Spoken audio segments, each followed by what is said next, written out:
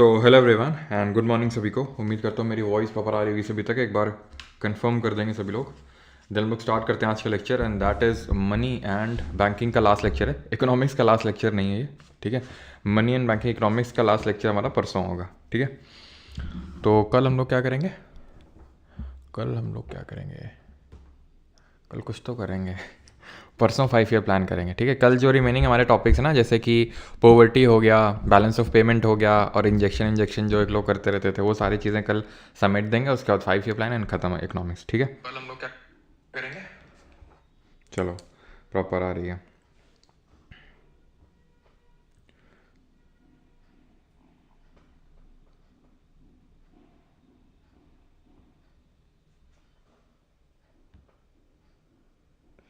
Sir का programme चालू है आज का, सो सर लेट आएंगे क्या समझे पीपीटी बनाने का।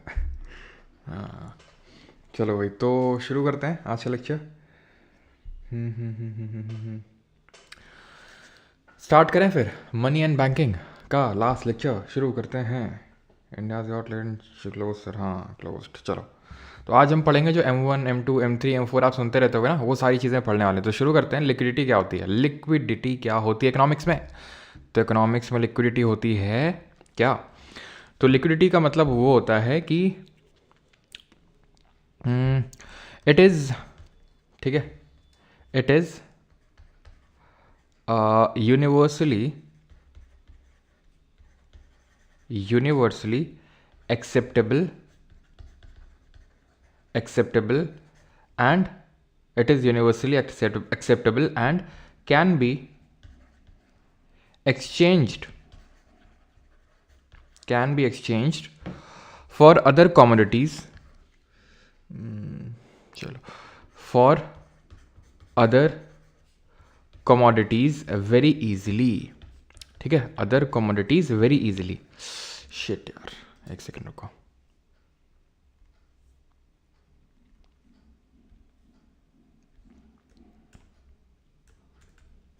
ठीक है, तो आज हम लोग स्टार्ट करने वाले मनी एंड बैंकिंग, और स्टार्ट करते हैं। मनी एंड बैंकिंग का ये लास्ट लेक्चर रहेगा, ठीक है, जिसमें कि हम लिक्विडिटी के बारे में समझेंगे, जिसमें कि हम डिफरेंट टाइप्स के जो मॉनेटरी एग्रीगेट्स हैं M0 M1 M2 M3 M4 ये सब देखेंगे।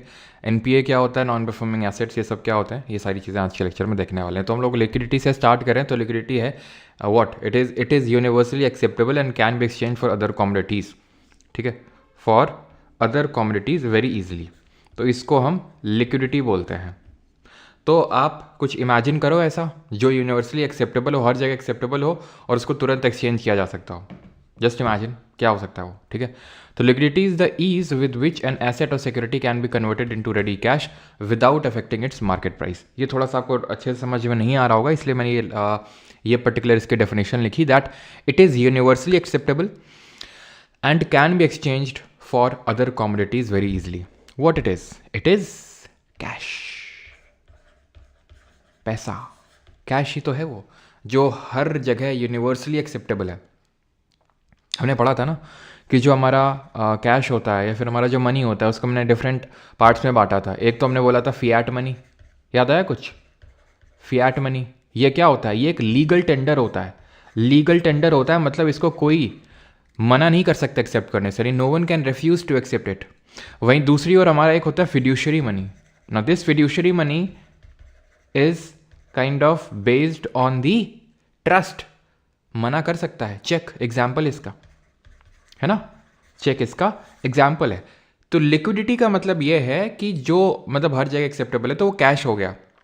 जो पैसा है, नोट है, जैसे नोट है हमारा, ठीक है, वो लिक्विड है, ठीक है, उससे ज़्यादा लिक्विड और कुछ नहीं हो सकता है। अब किसी चीज़ की जो लिक्विडिटी है वो कैसे डिटरमाइन होगी? वो ऐसे डिटरमाइन होगी जो डेफिनेशन लिखी है कि वो कितनी यूनिवर्सली एक्सेप्टेबल है और वो कितनी जल्दी कैश में कन्वर्ट हो सकता है। एग्जाम्पल के तौर पे अगर मैं तुम्हारे सामने 3 चीज़ें रख दूं, ठीक है, 3 चीज़ें रख दूं, कैश रख दूं, ठीक है, मैं तुमसे बोलता हूँ यार तुम्हारी दुकान है, मैं तुम्हारी दुकान में लैपटॉप खरीदने आया कि यार लैपटॉप दो यार, ठीक है। तो तुमने बोला सर लैपटॉप चाहिए तो पैसा दो। तो हमने कहा कि तुमको हमने 3 ऑप्शन दिए, कैश, एक ऑप्शन दिया चेक और एक ऑप्शन दिया गोल्ड, ठीक है। और एक मैंने कोई बॉन्ड दे दिया, गवर्नमेंट बॉन्ड। गवर्नमेंट बॉन्ड क्या होता है? वही मैंने कल बताया था कि गवर्नमेंट का बॉन्ड होता है जिसमें लिखा होता है कि भाई इतना इतना रुपए आपको पे किया जाएगा, आप ये ट्रेडेबल है मार्केट में जाओगे तो इसके एवज में तुम पैसा उठा सकते हो। ठीक, अब तुम मुझे बताओ तुम किस में लोगे, और प्रेफरेंस दो, मुझे प्रेफरेंस दो। ठीक है, ये 1 है, ये 2 है, ये 3 है, ये 4 है। डिक्रीजिंग प्रेफरेंस में मुझे बताओ जल्दी से, सबसे पहले किसको लोगे, फिर किसको लोगे, फिर किसको लोगे, फिर किसको लोगे, जल्दी से बताओ। कैश लोगे वो तो समझ में आता है, लेकिन बाकी का मुझे लिख के बताओ। उत्तम बेटा सुधर जाओ, आंसर बताओ जल्दी से।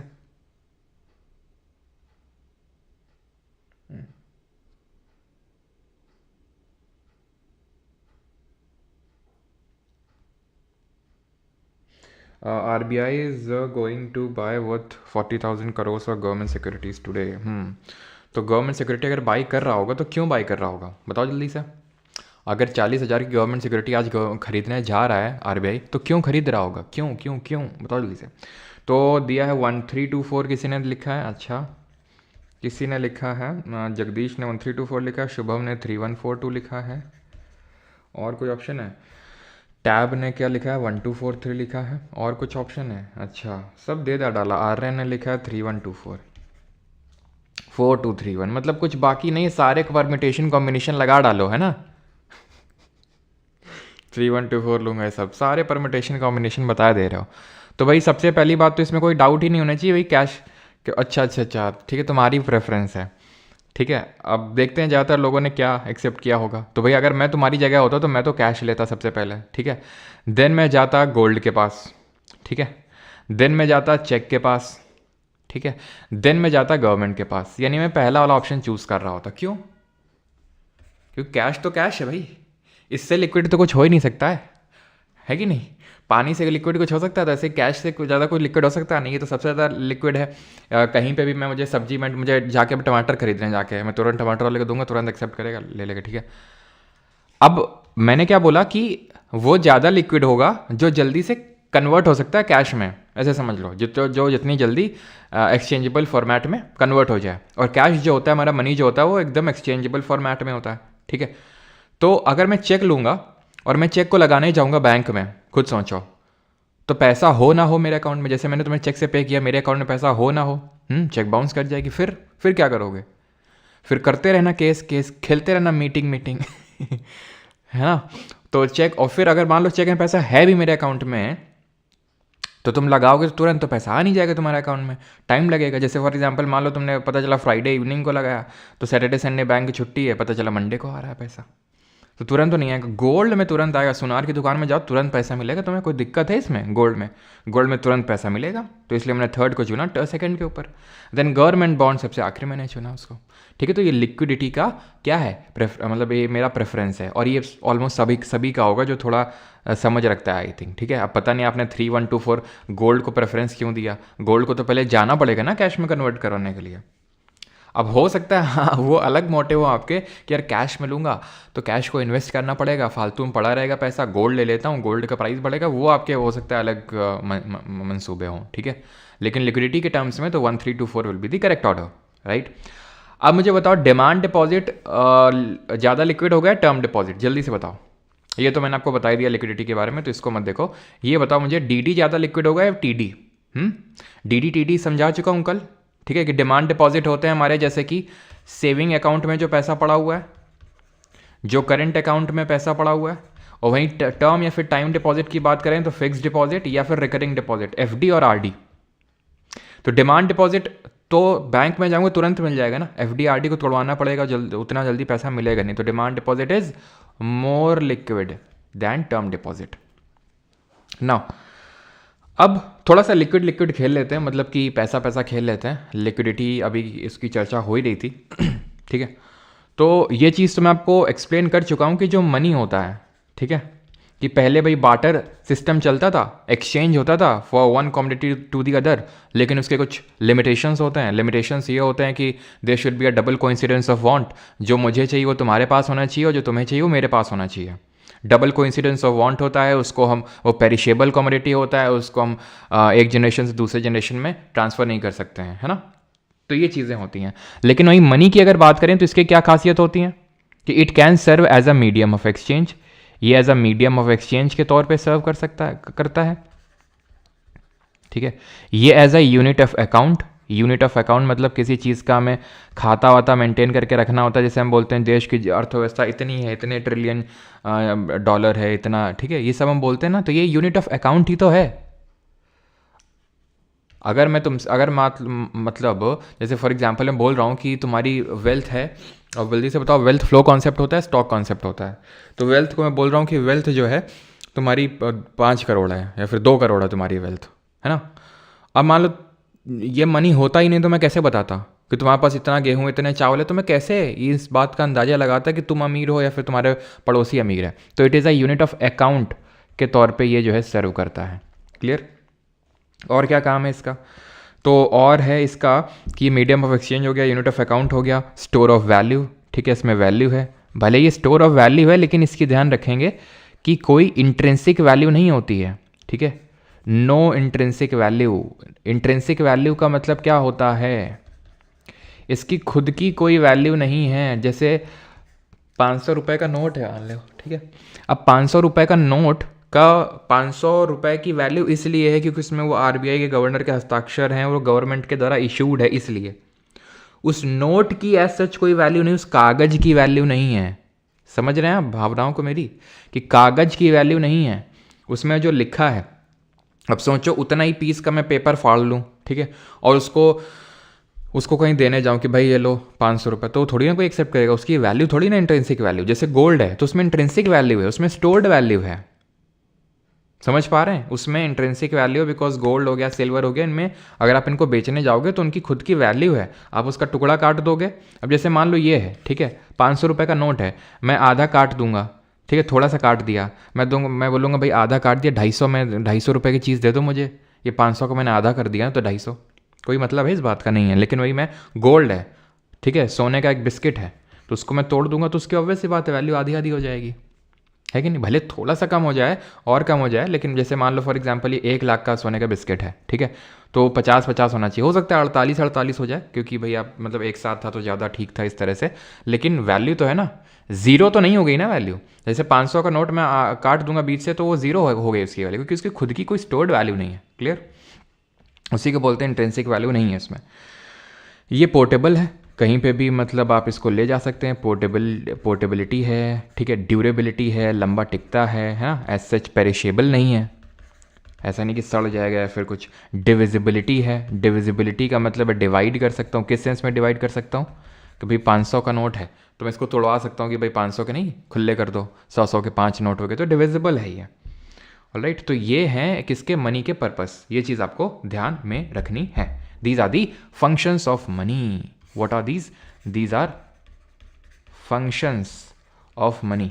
पैसे के क्या हैं, फंक्शंस हैं ये। क्लियर, इतनी चीज सभी को। बाकी फियाट मनी, फिड्यूशरी मनी तो क्लियर ही आपको। अब यहां पर हम देखते हैं कि why people hold money, why people hold money, लोग पैसा अपने पास क्यों होल्ड करके रखते हैं, जबकि कायदे से तो अगर हम देखें तो अगर वही डाल देंगे पैसा बैंक में कहीं इन्वेस्ट कर देंगे तो उसमें तो ब्याज मिलेगा, तो क्यों लोग होल्ड करते हैं, जबकि मतलब there is an opportunity cost involve. अभी जो मैंने आपको चीज़ बताई कि भाई अगर मेरे पास मान लो 10,000 रुपये हैं तो मैं क्यों होल्ड कर रहा हूँ इसको, वो रीज़न अभी देखने वाले हैं। क्योंकि वही 10,000 अगर मैं बैंक में डाल दूंगा अकाउंट में, मैं भले सेविंग अकाउंट में डाल दूँ या फिर उसकी एफडी बनवा दूँ, तो पैसा मिलेगा यार मुझे, उसमें इंटरेस्ट रेट मिलेगा। लेकिन ऐसे तो रखा हुआ है तो कुछ इंटरेस्ट रेट ही नहीं मिल रहा है, यानी कि मैं वो अपॉर्चुनिटी कॉस्ट को लूज़ कर रहा हूँ। अपॉर्चुनिटी कॉस्ट क्या होता है?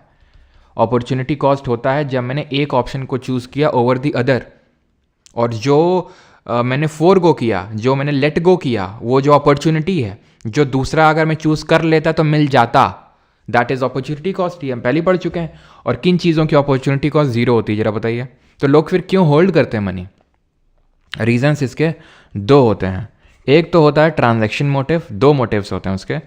एक तो होता है ट्रांजैक्शन मोटिव, ठीक है, ट्रांजैक्शन मोटिव। अब मुझे कोई सामान खरीदना है तो कहाँ से खरीदूंगा भाई? हाँ, कुछ अगर मुझे सामान खरीदना है तो मैं कहाँ से सामान खरीदूंगा? उसके लिए कुछ पैसा तो होना चाहिए ना मेरे पास, तो एक तो ट्रांजैक्शन मोटिव है, दूसरा स्पेकुलेटिव मोटिव है। स्पेकुलेटिव मोटिव के बारे में जॉन मेनार्ड कीनीज ने बताया था।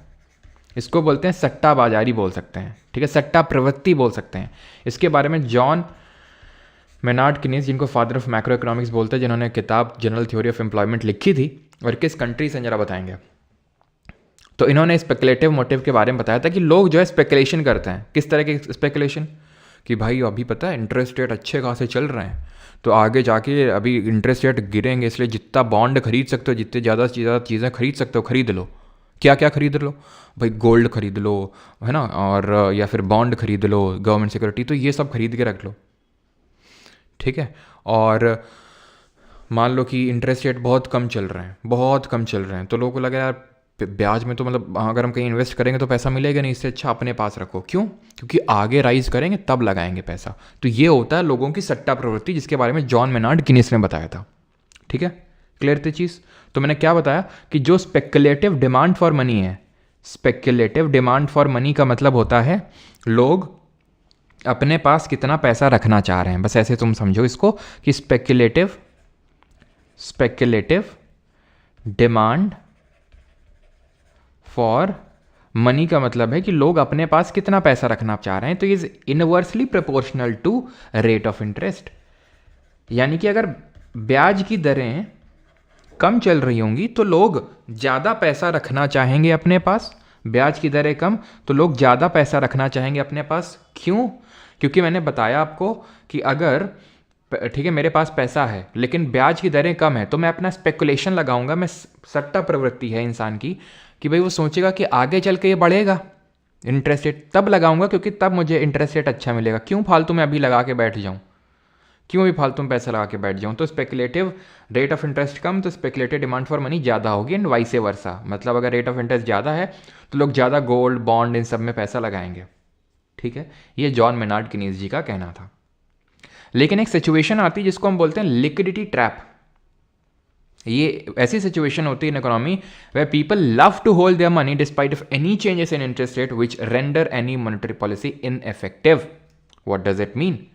इट मीन्स कि जैसे for example rate of interest जैसे अभी है, आप में से किसी ने लिखा कि सर आज जो है आरबीआई गवर्नमेंट सिक्योरिटी खरीदने वाली है, आरबीआई गवर्नमेंट सिक्योरिटी खरीदने वाली है। Tell me in the comments, is it expansionary और contractionary monetary policy? I am waiting for your reply. बताओ जल्दी से कि ये एक एक्सपेंशनरी होती है फिर कॉन्ट्रैक्शनरी मॉनेटरी पॉलिसी होगी। अब प्रिकॉशनरी मोटिव अदिति वो हमें नहीं पढ़ना है, सिर्फ दो ही मोटिव हमें पढ़ने, ट्रांजैक्शन और स्पेकुलेटिव, ठीक है।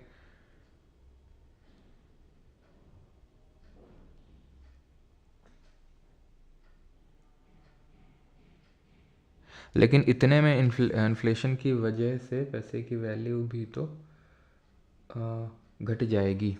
कैसे? मैं समझा नहीं। अच्छा, पैसे की वैल्यू अगर घट जाएगी तो फिर रखने में तो और ज़्यादा लॉस है ना। अगर आप शायद अगर मैं सही समझ पा रहा हूँ तो और ज़्यादा वैल्यू घट जाएगी ना। अगर मैं उसको इन्वेस्ट नहीं करूँगा और रखूँगा अपने पास तो वो तो और ज़्यादा घट जाएगी। एक्सपेंशनरी है बिल्कुल। कॉन्ट्रैक्शनरी सोमनाथ कैसे लिख रहा हो हैं? कॉन्ट्रैक्शनरी संजय कैसे लिख रहा हो?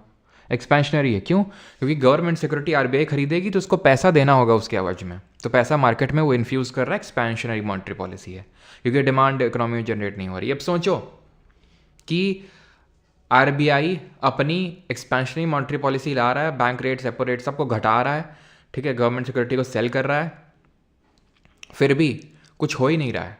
कुछ हो ही नहीं रहा का मतलब है कि लोग अभी भी कुछ खरीदने को तैयार ही नहीं है, अपना पैसा मार्केट में उतारने के लिए तैयार है ही नहीं, जबकि आरबीआई ने सबके हाथ में पैसा दे दिया। फिर भी गवर्नमेंट ने भी टैक्स कम कर दिए और गवर्नमेंट ने सब्सिडी यानी ट्रांसफ़र पेमेंट बढ़ा दिए, सब्सिडी, पेंशन और ये सब जो स्कॉलरशिप मिलती सब बड़ा खर्च कर ही नहीं रहे लोग। इसको बोलते हैं लिक्विडिटी ट्रैप। लिक्विडिटी मतलब पैसा, ट्रैप मतलब फंस गया है, पैसा फंस गया है लोगों के हाथों में, वो निकल ही नहीं रहा है। क्यों? क्योंकि रेट ऑफ इंटरेस्ट लो चल रहे हैं। किसी कारण की वजह से हो सकता है, जैसे मान लिया रिसेशन जैसी सिचुएशन है, मंदी जैसी सिचुएशन है, तो रेट ऑफ इंटरेस्ट कम है, लोगों के हाथ में पैसा आ रहा है, लोग स्पेकुलेशन कर रहे हैं भाई आगे बढ़ेगा, तो तुम उनके हाथ में जितना पैसा डाल दो वो यही सोचेंगे आगे चल के कोई बढ़ेगा तो मैं क्यों इन्वेस्ट करूँ अभी।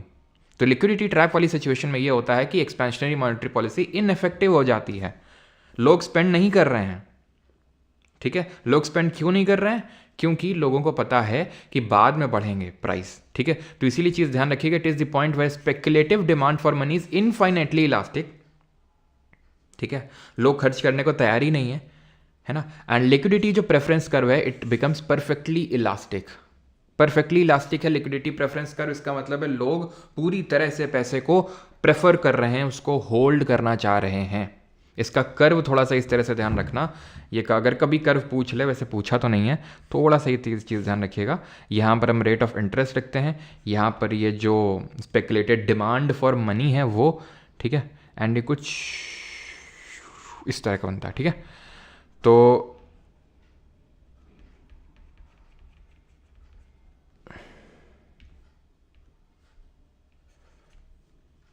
ये थोड़ा सा ध्यान रखिएगा, अगर कभी इस तरह से स्पेकुलेटेड डिमांड फॉर मनी का ग्राफ पूछ लेगा तो ठीक है। और इसका एक फॉर्मूला भी ध्यान रखेंगे, स्पेकुलेटेड डिमांड फॉर मनी है आर मैक्स, मतलब जितना मैक्सिमम इंटरेस्ट रेट जा सकता है minus average minus minimum interest rate, ठीक है। तो ये थोड़ा सा फॉर्मूला भी ध्यान में रखेंगे। क्लियर हो गया लिक्विडिटी ट्रैप, किस केस में स्पेकुलेटेड डिमांड फॉर जो मनी है इनफाइनाइटली इलास्टिक है, और लिक्विडिटी की प्रेफरेंस वो परफेक्टली इलास्टिक है कि लोग बिल्कुल पूरी तरह से उसको होल्ड करना चाह रहे हैं मनी को। अब आते हैं यहाँ पर हम देखेंगे जो M0, M1, M2, M3, M4 जो क्वेश्चन आता है, तो उसका यहाँ पर हम देखने वाले हैं चीज़ें, ठीक है। तो उसको समझने के लिए हमें ये समझना पड़ेगा कि करेंसी कहाँ कहाँ घूम रही है, कितने तरह की मनी है, और इकोनॉमी में हमारी मनी कहाँ कहाँ पे घूम रही है। एक्चुअल में जो M0, M2, M1, M2, M3, M4 होता है, ये इनको मॉनेटरी एग्रीगेट कहा जाता है। इससे आरबीआई को ये सहूलियत मिलती है, आसानी होती है ये जानने में कि पैसा कहाँ पे ज़्यादा पड़ा हुआ है, सो दैट वो उसी हिसाब की दवा दे जिस दवा से वो चीज़ पर्टिकुलर चीज़ ठीक हो जाए, है ना। बिकॉज उसको पता है कि भाई यहाँ पर बैंक के पास ज़्यादा पैसा पड़ा हुआ है, या फिर लोगों के हाथों में पैसा कम सर्कुलेट कर रहा है, पोस्ट ऑफिस में ज़्यादा पैसा पड़ा हुआ है, तो आरबीआई के पास खुद के पास ज़्यादा पैसा पड़ा हुआ है, तो इस चीज़ के लिए वो M0 या फिर M0, M1, M2, M3, M4 लाता है, ठीक। तो टाइप्स ऑफ मनी है यहाँ पर 4। करेंसी जो सर्कुलेट कर रही है, जो डिपॉजिट्स हैं आरबीआई के पास, जो पोस्ट ऑफिस में है, और जो बैंक्स के पास है, ठीक है। अब हम सबसे पहले देखेंगे करेंसी इन सर्कुलेशन, जो सर्कुलेट कर रही है करेंसी इकोनॉमी में, 2 तरह की है, ठीक है। कौन कौन सी? एक तो जो बैंक के पास करेंसी है, करेंसी इन सर्कुलेशन का मतलब है जो करेंसी पैसा सर्कुलेट कर रहा है, एक तो जो लोगों के हाथ में है, और दूसरा वो जो बैंक्स में सर्कुलेट कर रहा है। बैंक्स में सर्कुलेट करने का मतलब ये है कि जो बैंक अपनी डे टू डे फंक्शनिंग के लिए कैश रखता है, कि कोई भी अगर आ गया 5 लाख 10 लाख निकालने आते रहते हैं ना लोग पैसे, तो वो है करेंसी विद बैंक्स। इसको आप डिमांड डिपॉजिट या टर्म डिपॉजिट मत समझिएगा, ये वो है जो बैंक्स उस जिस पैसे से डे टू डे फंक्शनिंग करता है, डे टू डे फंक्शनिंग करता है, उसी को बोला जाता है करेंसी विद बैंक्स, ठीक है। ये करेंसी इन सर्कुलेशन का पार्ट है। Then deposit with banks, I again repeat, 4 तरह की मनी करेंसी इन सर्कुलेशन देख लिया, एक तो जो लोग के पास है और जो बैंक के पास है, जिससे वो डे टू डे ट्रांजेक्शन कर रहा है। अब दूसरे पे आते हैं डिपॉजिट विद बैंक्स। 2 तरह के डिपॉजिट हो सकते हैं बैंक के पास, डीडी और टीडी, बताने की जरूरत नहीं होनी चाहिए। डिपॉजिट विद आरबीआई 2 तरह के हो सकते हैं, बैंक के डिपॉजिट विद आरबीआई, जो बैंक्स ने डिपॉजिट कर रखे हैं आरबीआई के पास, कल हमने पढ़ा था, ठीक है। ये सब रिवर्स रेपो रेट, वो क्या है, एक तरह से बैंक का डिपॉजिट ही तो है आरबीआई के पास, रिवर्स रेपो रेट, अगर आपको याद है। And other deposit with RBI का मतलब है कि बैंक को छोड़ के किसी और ने डिपॉजिट करवा रखे हैं, गवर्नमेंट वगैरह ने, तो वो आरबीआई के पास डिपॉजिट पड़े हुए हैं, ठीक है। पोस्टल, आखिरी हमारा पोस्टल डिपॉजिट, पोस्ट ऑफिस के पास भी ऐसे डिमांड डिपॉजिट और टाइम डिपॉजिट होते हैं, DD and TD, same as bank. Is that clear? यहां तक किसी कोई डाउट तो नहीं है? किसी को यहां तक कोई डाउट तो नहीं है समझने में सारी चीजें? Buffering, Mayuri buffering, Ayush buffer हुआ था क्या? क्या भाई बफरिंग का इशू है क्या? आज मेरा पढ़ने का मन नहीं है सर सृष्टि सिंह। तो मत पढ़ो भाई, ज़बरदस्ती थोड़ी ना। मैं गौरव मैं ले चलता हूँ सृष्टि। चलो बेटा जल्दी से बताओ यहाँ तक क्लियर, ठीक है, नो डाउट। बफरिंग वगैरह तो नहीं हो रही है? चलो ठीक है, क्लियर हो गया। अब यहाँ पर हम देखेंगे ये मॉनेटरी एग्रीगेट्स जो होते हैं हमारे, ठीक है, किस लिए होते हैं मैंने आपको बताया, लिक्विडिटी चेक करने के लिए। ये होते हैं M0, M1, M2, M3 and M4, ठीक है। तो सबसे पहले हम M0 देखते हैं, फिर M0 हम बोलते हैं इसको, ठीक। यहाँ पर मैं लिख ले रहा हूँ M0। तो इसमें दो चीज़ें आती हैं, एक तो currency in circulation, currency in circulation plus deposits with RBI, ठीक है। जो दो हमारे कंपोनेंट थे मनी के वो इसमें आ रहे हैं, ये M0 है, ठीक है। मतलब currency in circulation, deposits with RBI। अब डिपॉजिट्स विद RBI तो यार दोनों आ जाएंगे ना, बैंकर के डिपॉजिट भी आ जाएंगे और अदर डिपॉजिट भी आ जाएंगे, तो इनको हम कॉमनली लिख लेंगे डिपॉजिट विद RBI, ठीक। ये एक्ट करेगा as a base for M1, M2, M3, M4 के लिए बेस एक्ट करेगा ये। अब इसको खोलेंगे हम, इसको क्या करेंगे, खोलेंगे, और अब हम M1, M2, M3, M4 में जाएंगे, ठीक। तो ये मॉनेटरी बेस के तौर पे एक्ट करता है, इसको मॉनेटरी बेस बोलते हैं, या फिर हाई पावर्ड मनी बोलते हैं, या फिर रिजर्व्ड मनी बोलते हैं। इज दैट क्लियर कि इसको हम क्या बोलते हैं। अब ये बेस एक्ट करेगा किस किस के लिए, M1 के लिए, M2 के लिए, M3 के लिए और M4 के लिए, ठीक है। चलिए, तो M1 की अगर बात करें तो करेंसी इन सर्कुलेशन में कितनी चीज़ें आ रही थी, दो चीज़ें हैं, एक तो हमारे पास है पब्लिक के पास और एक जो बैंक के पास है। तो इसमें किसको लें, currency with public, currency in circulation with public, पूरा इस तरह से लिखेंगे, ठीक है। प्लस डिपॉजिट विद RBI, दो तरह के हैं, एक तो बैंक के डिपॉजिट, एक अदर डिपॉजिट, अदर वाला लेंगे, यानी बैंक को इग्नोर मारना है यहाँ पे भी और यहाँ पे भी। अदर डिपॉजिट विद RBI, हमने यहाँ पे भी बैंक के डिपॉजिट नहीं लिए और यहाँ पे भी बैंक के पास जो करेंसी सर्कुलेशन है वो नहीं लिया। प्लस बैंक का ले लो DD, डिमांड डिपॉजिट। M2 पे आ जाओ, M2 is M1 plus, M2 is M1 plus post office की जो सेविंग्स हैं, यानी कि पोस्ट ऑफिस के डिमांड डिपॉजिट आप बोल सकते हो, ठीक है। पोस्ट ऑफिस की सेविंग्स। M3 क्या है, अगेन M1 लिखना, M2 मत लिख देना यहाँ पे कि M2 में M1 लिख दिया और M3 में M2 लिख देना, M1 लिखेंगे यहाँ पे, सिर्फ TD, कुछ नहीं, खत्म। M4 में M3 लिखेंगे plus total deposits with post office, deposits with post office, ये हो जाएगा आपका M4, ठीक है, क्लियर। अब अगर तुम्हें याद करने में, अब याद कैसे करना है वो समझ लो, अभी ऐसा नहीं ख़त्म हो गया, ठीक है। अभी कुछ चीज़ें याद कैसे करना है, ये ऑड है, ये ऑड है, DD बैंक की और TD बैंक की, ये इवन है, ये इवन है, पोस्ट ऑफिस, यानी कि इवन में है पोस्ट ऑफिस और ऑड में है बैंक का DD और TD, ठीक, क्लियर हो गया। अगर तुम्हें M1 याद करने में दिक्कत हो ना, currency with public and other deposit with RBI, सीधे M0 याद कर लो। वैसे है तो नहीं M0, क्योंकि मैंने बताया है कि इसमें एक कंपोनेंट लिया है इसका, यहाँ पे भी इसका एक कंपोनेंट लिया है, लेकिन तुम M0 याद कर लो, क्योंकि अभी तक ऐसे CDS में तो खेला है वो, लेकिन SSC में अभी तक नहीं खेला है कि जहाँ पर थोड़ा सा वो पूछा हो। यानी कि SSC में काफ़ी हद तक काम चल जाता है अगर आप ये याद कर लो कि M1 में पड़ा हुआ है DD और M3 में पड़ा हुआ है TD, ठीक, क्लियर। अब मुझे ये बता दो कि, चलो पहले तो मैं ये बताता हूँ आपको, दो क्वेश्चन बनते हैं इसमें, सबसे नैरो कौन है और सबसे ब्रॉड कौन है। सबसे नैरो का मतलब है संकीर्ण धन, सबसे कम पैसा कहाँ पर पड़ा हुआ है, और ब्रॉड मनी का मतलब सबसे ज़्यादा पैसा कहाँ पे पड़ा हुआ है। तो लेट मी टेल यू कि जितना भी पूरा पैसा यहाँ पर मैंने आपको गिनाया, इसमें सबसे ज़्यादा जो पैसा है, जितना भी मैंने पैसा आपको यहाँ पे गिनाया, सबसे ज़्यादा पैसा बैंक के पास टाइम या फिर टर्म डिपॉजिट के रूप में पड़ा हुआ है। कहाँ पे, बैंक के पास, और वो भी TD के फॉर्म में सबसे ज़्यादा पैसा पड़ा हुआ है। तो इसीलिए M3 would be called as broad money, ठीक, और M1 जो होगा वो होगा नैरो मनी। M1 क्या था, बेस मनी, रिजर्व मनी और हाई पावर्ड मनी। M3 को ही मॉनेटरी एग्रीगेट के नाम से भी जानते हैं, मॉनेटरी एग्रीगेट। समझ में आई बात कि नहीं आई बात, ठीक है। वही चीज़ें यहाँ पे लिखी हुई हैं जो मैंने आपको भी बताया है। लिक्विडिटी का ऑर्डर देखेंगे तो ये सबसे ज़्यादा लिक्विड है, देन ये सबसे कम, और ये सबसे नैरो मनी है, और ये सबसे ब्रॉड मनी है। इज़ दिस क्लियर और नॉट? बताओ भाई, किसी को कोई डाउट तो नहीं है यहाँ तक? और मोदी जी यूएसए पहुँच चुके हैं?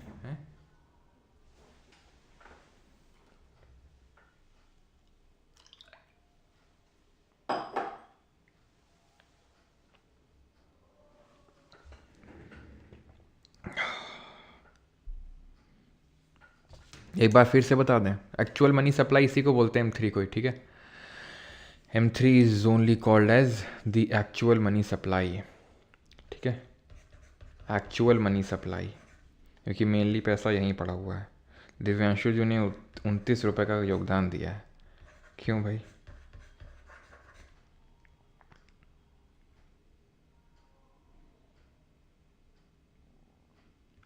बट सर बैंक का TD तो कोई लिक्विडिटी नहीं है, ये तो लॉक हुआ पड़ा है।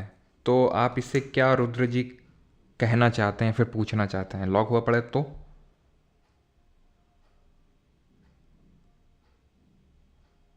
अगर आप इंग्लिश में ज़्यादा बोलते हैं इसलिए आपके स्टूडेंट कम हो रहे हैं, हिंदी में बोला करो। तो कम होने तो चलेगा, चलेगा अगर ऐसा है ना तो चलेगा। फिर वैसे मैं कोशिश करता हूँ और बाकी इसीलिए मैं हिंदी की PDF शेयर करवा देता हूँ। लेकिन अगर ऐसा है कि कम हो रहा है उसकी वजह से तो हो नहीं जाने दो, है ना? कोई दिक्कत वाली लोड वाली बात नहीं है ना? चलो, लेकिन जो लोग हिंदी मीडियम वाले हैं बता दूँ फिर से कि वो आपकी PDF पढ़ जाती है इसीलिए, सो दैट आप वहाँ से चीज़ें देखते रहें।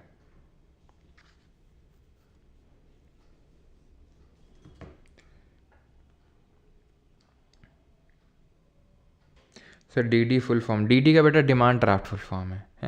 3-4 दिन से हो गया रोज DD करते हुए, अब तुम पूछो DD का फुल फॉर्म क्या है? अभी इसी लेक्चर में कम से कम 3-4 बार बता चुके हैं डिमांड डिपॉजिट, और DD का फुल फॉर्म पूछ रहे हो यार, फिर दिल से बुरा लगता है यार।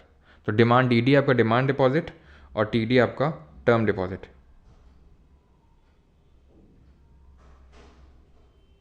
सबसे ज़्यादा लिक्विड कौन है भाई यहाँ पे? है तो M1 सबसे ज़्यादा लिक्विड है, then M2, then M3 and then M4।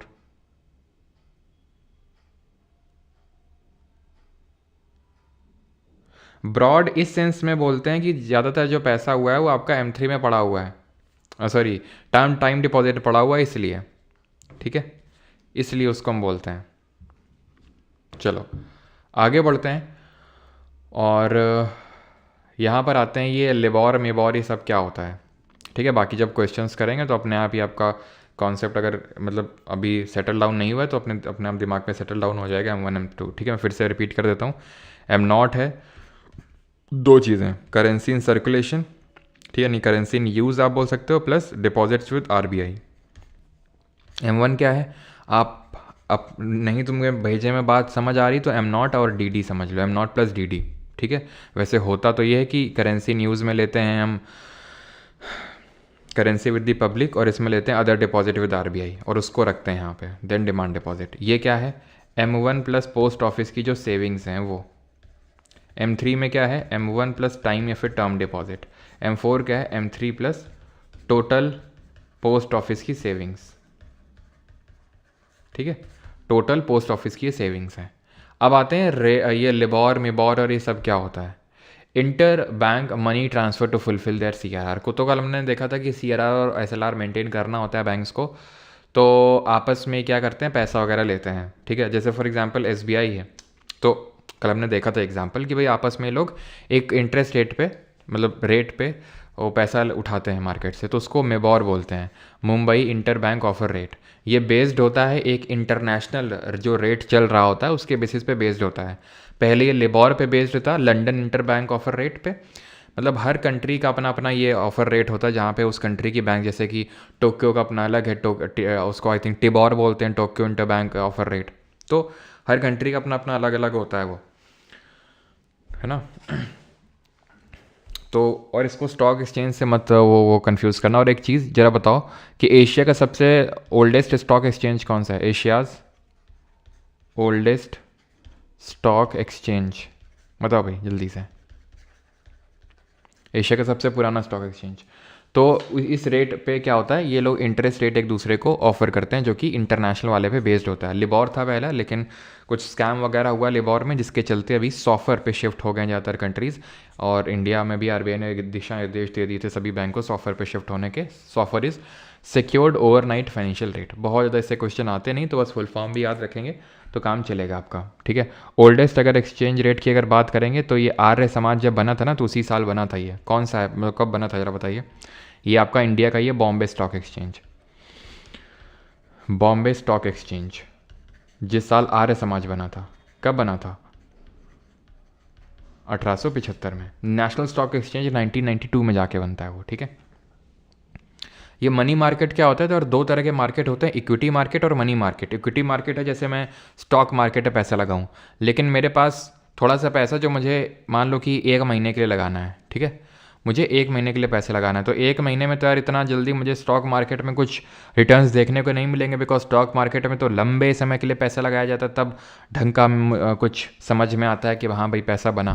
तो इसलिए शॉर्ट टर्म जो मार्केट होती है उसको मनी मार्केट बोलते हैं, ठीक है। ये भी दो तरह की होती है, कॉल मनी होती है और एक नोटिस मनी होती है। कॉल मनी होती है जहाँ पर एक दिन में पैसा पे करना होता है, नोटिस मनी में होता है जहाँ 2 से 14 दिन में आपको पैसा पे वगैरह करना होता है। ये सब 2 से 14 दिन का मार्केट होता है ये, ठीक है। क्लियर है, ये मैं आपको एक्सप्लेन कर चुका हूँ। ट्रेजरी बिल क्या होते हैं कल हमने देखा था, ये जिनका मेच्योरिटी है तो 91 या तो 182 या 364 डेज़ का होता है, ठीक है। इनको डिस्काउंट रेट पे लिस्ट किया जाता है, इनका कोई इंटरेस्ट रेट ऐसा नहीं होता। डिस्काउंट रेट आप समझ गए हो कैसे क्या होते हैं, मैंने कल बताया था आपको रेपो के टाइम पे, कि जैसे फॉर एग्जांपल आप मेरे से गवर्नमेंट सिक्योरिटी लेने आए, वो गवर्नमेंट सिक्योरिटी गवर्नमेंट बॉन्ड 100 रुपये का है, मैंने तुम्हें 90 रुपये ऑफर किए, जब तुम आओगे मुझे तो पूरे 100 रुपये दे के जाओगे और अपनी सिक्योरिटी लेके जाओगे, ठीक है। तो 100 रुपये दोगे और अपनी सिक्योरिटी लेके जाओगे, तो ये जो 10 रुपये का मुझे प्रॉफिट हुआ वही मेरा यहाँ पर स्प्रेड होगा। स्प्रेड आप समझते हैं, स्प्रेड क्या होता है, स्प्रेड होता है जो बीच का मार्जिन, बीच का जो प्रॉफिट होता है उसी को स्प्रेड बोलते हैं। तो जब कल मैंने बैंक के बारे में आपको पढ़ाया था तो वहाँ पर स्प्रेड के बारे में बताया था कि स्प्रेड जो बीच का प्रॉफिट होता है, जो बीच का मार्जिन बनता है, उसको स्प्रेड के नाम से जाना जाता है, ठीक है। क्लियर है यहाँ तक। App not working in iOS, और ऐप अलग से बनवा रहे हैं iOS के लिए, तो चिंता मत करो, है ना। क्लियर है।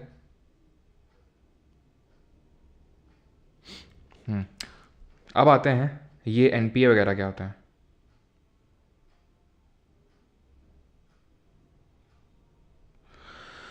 हाँ अभी आते हैं ये एसेट्स क्या होते हैं, मतलब ये सॉरी NPA क्या होते हैं।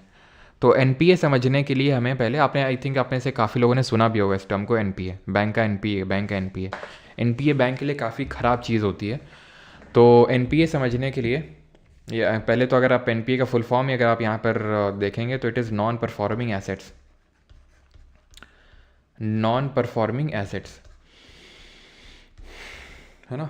तो ये होता है NPA। तो उसके लिए पहले हमें एसेट समझना पड़ेगा, उसके लिए हमें एसेट समझना पड़ेगा। और एसेट क्या होता है, मैंने आपको बताया था बैंक के लिए एसेट होता है वो लोन, है ना। बैंक के लिए एसेट होती हैं दो चीज़ें, एक तो जो बैंक का रिजर्व में जो पैसा पड़ा हुआ है अभी, वो CRR SLR वो सब हो सकता है, प्लस उसने जो लोन में पैसा उठा रखा होता है, तो उसको एसेट बोलते हैं बैंक का।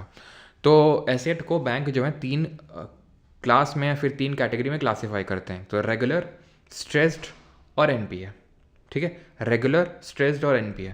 रेगुलर एसेट वो होता है जो बैंक को रेगुलर इनकम जनरेट करके दे रहा है। एसेट का भी डेफिनेशन पूछेगा नहीं, तो आप बस समझ लो, आपका काम हो जाएगा।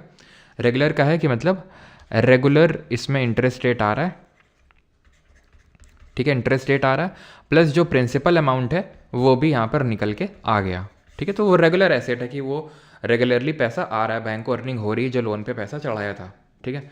स्ट्रेस्ड एसेट वो है जिस पे पैसा आ नहीं रहा है, लेकिन अभी 90 दिन से ज़्यादा का समय नहीं हुआ है, लेस देन 90 डेज़ का ही समय हुआ है, लेकिन पैसा आ नहीं रहा है, स्ट्रेस हो रहा है थोड़ा थोड़ा, ठीक है। अगर 90 दिन से ज़्यादा का समय हो जाता है, ठीक है, तो वो NPA कहलाता है देन। सर इसमें हाँ होते हैं, अभी वो हम देखेंगे कि जो रिस्क वेटेड एसेट्स वगैरह क्या होते हैं, RWA वगैरह, ठीक है। तो वो सब अभी हम देखेंगे।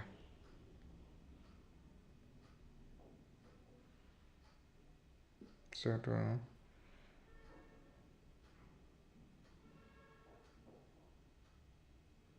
सारी Ankit Yadav sir working on an AI commentator moderator which filters irrelevant comments during live class and elaborate be helpful for educators sir. Helpful तो हो जाएगा।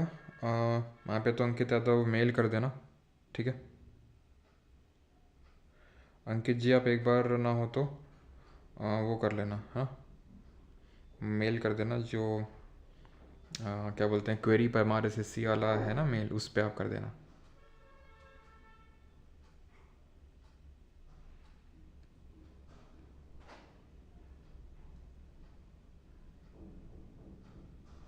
चलो, तो यहाँ पे थे हम एनपीए पे। तो 90 दिन से अगर ज़्यादा का समय हो गया और अगर वो पैसा नहीं आ रहा है तो उसको हम एनपीए बोलते हैं, ठीक है। तो ये होता है आपका सब स्टैंड, मतलब इसको भी हम तीन क्लास में, तीन कैटेगरी में क्लासीफाई करते हैं, एक सब स्टैंडर्ड, एक डाउटफुल और एक लॉस एसेट। तो सब स्टैंडर्ड एसेट वो है 90 दिन मतलब 3 महीने, ठीक है। तो 3 महीने से लेकर 12 महीने तक अगर पैसा नहीं आया, 1 साल, तो सब स्टैंडर्ड होगा, ठीक है। More than 12 months, more than 12 months तो वो आपका डाउटफुल होगा। लॉस एसेट का मतलब है राइट ऑफ कर दो, बैंक को राइट ऑफ कर देना होता है। इसको राइट ऑफ कर देना मतलब भूल जाओ, अब ये पैसा नहीं आने वाला है, गया, खत्म, टाटा गुड बाय टाइप हो गया इसका। बैड बैंक क्या होती हैं? तो बैड बॉय की तरह बैड बैंक होती हैं। बैड बैंक क्या होती हैं? बैड बैंक वो बैंक होती हैं जो बैंकों का एनपीए, एनपीए मतलब bad loans, NPA are bad loans. Bad loan क्या लोन है? जिन पे पैसा नहीं आ रहा है। आपने देखा होगा काफ़ी सारे लोग जो है पैसा लेके चुकता नहीं करते हैं। तो बैंक को चलाना इतना आसान काम नहीं कि तुमने सोचा अच्छा सर बैंक ऐसे पैसा कमाती हैं क्या, पैसा लिया, पैसा उठा दिया और बीच में प्रॉफिट बढ़िया बैठ के कमा रहे हैं। ना ना ना, इतना आसान होता तो हर किसी की कोई बैंक ना होती। पैसा दे के वसूल करना ये बड़ा मुश्किल काम होता है ना। तो ये जो मुश्किलात है उसका सामना करना पड़ता है बैंक को, और उनका एनपीए हो जाता है बहुत ढेर सारा, बैड लोन बोलते हैं।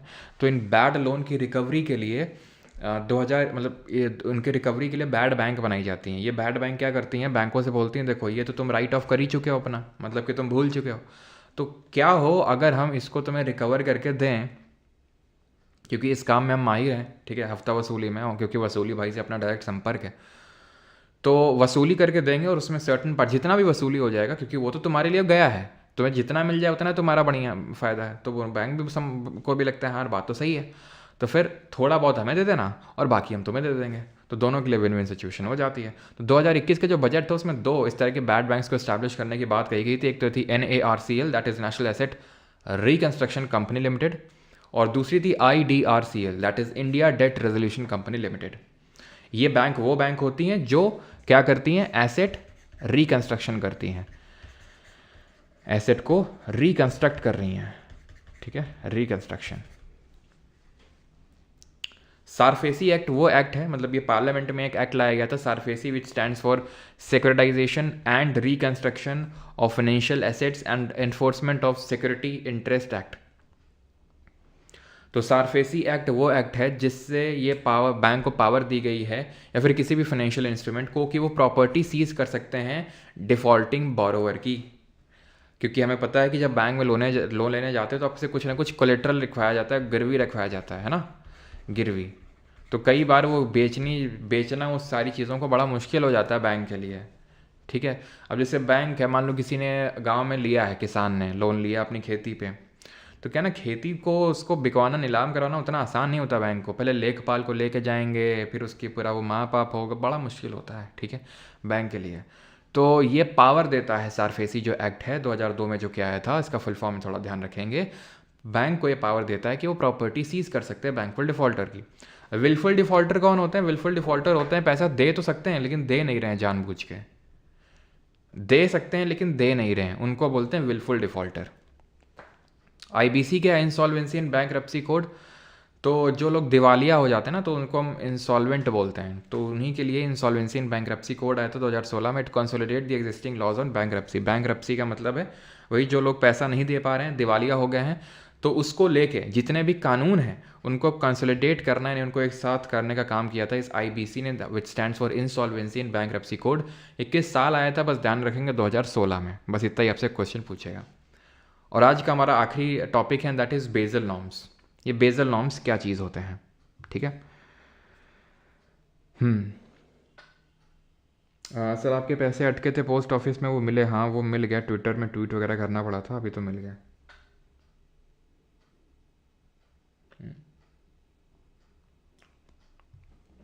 चलो, तो बेजल जो है एक सिटी है, कहाँ पे? स्विट्ज़रलैंड में, ठीक है। और वहाँ पे एक बैंक लोकेटेड है जो 1930 में बनी थी, international bank of international settlement, in short BIS। जितने भी मेजर कंट्रीज़ की सेंट्रल बैंक्स हैं, जैसे इंडिया में RBI है, वो इसका पार्ट है, वो इसका हिस्सा है, ठीक है, इस BIS का, that is bank of international settlement का। 1930 में बनी थी और एक कमेटी का गठन किया इसने 1974 में, 1974 में 10 कंट्रीज़ ने, जिसको ग्रुप ऑफ 10 बोलते हैं, G10, जैसे हम G20 पढ़ते हैं, ग्रुप ऑफ 20 है ना, G7 ग्रुप ऑफ 7, जैसे G10 10 देशों का समूह बैठा था 1974 में, 1974 में, और उसने मतलब, ठीक है, 1974 में, और उसने कुछ नॉर्म्स निकाल के दिए। 1988 में बेजल 1, 2004 में फिर से बैठा बेजल 2, 2010 में बेजल 3। अभी क्या बेजल 1, बेजल 2, बेजल 3 हो रहा है, तो इसको समझो।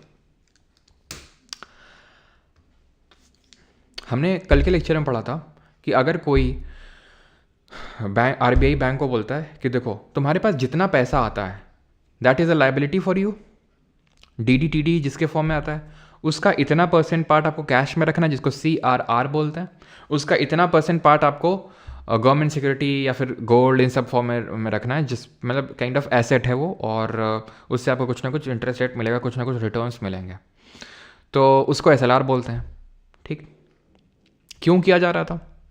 सो दैट कि जो डिपॉजिटर्स हैं उनका पैसा सेफ रहे, बैंकिंग सिस्टम से फेथ इरोड ना हो, कि कल को कोई एकदम से पैसा लेने आ जाए और आपके पास पैसा नहीं पड़ा हुआ है, क्योंकि एक बैंक का फेल होना मतलब पूरा बैंकिंग सिस्टम का फेल होना, और पूरी बैंकिंग सिस्टम का फेल होना नहीं, देश की अर्थव्यवस्था चरमराना। एक देश की अर्थव्यवस्था चरमराएगी तो उसका इम्पैक्ट बाकी कंट्रीज़ में भी पड़ेगा, क्योंकि आज ग्लोबलाइज्ड वर्ल्ड है, सारी कंट्रीज़ कहीं ना कहीं कनेक्टेड हैं आपस में। तो इसीलिए ये जो बैंक ऑफ इंटरनेशनल सेटलमेंट है, इसमें कंट्रीज़ बैठी 1974 में, और उन्होंने कुछ बेजल 1 नॉर्म्स निकाल के दिए। पहला वाला था ना, जैसे दूसरी बार बैठे तो इसलिए इसको बेजल 2 बोल दिया। जैसे विटामिन B हमने बायोलॉजी में पढ़ा था, B1, B2, B3, B4, क्यों? क्योंकि B1 पहले डिस्कवर हुआ था, देन B2, देन B3, इस तरह से। तो बेजल 1 है, 1988 में आया ये, ठीक है। अब इसके तहत बताया यह गया बैंकों को कि आप क्रेडिट अलॉट करो एसेट को, रिस्क अलॉट करो एसेट को। What is asset? Asset is loan granted by the banks. Asset is loan granted by the banks. उसमें आप रिस्क अलॉट करो। रिस्क आप कैसे अलॉट करोगे? जैसे फॉर एग्जांपल सैलरीड एम्प्लॉय है कोई, मान लेते हैं हम 4 एग्जांपल्स लेते हैं। एक सैलरीड एम्प्लॉय है, एक प्रॉफिटेबल बिजनेस का कोई ओनर है जिसका बिजनेस काफ़ी अच्छे खासा प्रॉफिट कर रहा है, एक अश्नीर ग्रोवर जैसे हैं जिनका धंधा है तो है लेकिन उतना कोई प्रॉफिटेबल नहीं, और विजय माल्या जैसे हैं, ठीक है। तो सैलरीड एम्प्लॉय के चांसेस है कि यार वो पे करता रहेगा, ठीक है, 100% चांसेस है कि वो पे कर देगा पैसा, यानी कि रिस्क। और मान लो कि सबको 1-1 करोड़ दिया है, मान लेते हैं, मानने में क्या जा रहा है कि सबको 1-1 करोड़ बैंक ने ऑफर किया है, ठीक है। तो 100% चांसेस है पे करने के लिए, तो रिस्क 0% है फिर तो, क्योंकि पूरा पैसा आ जाने वाला है।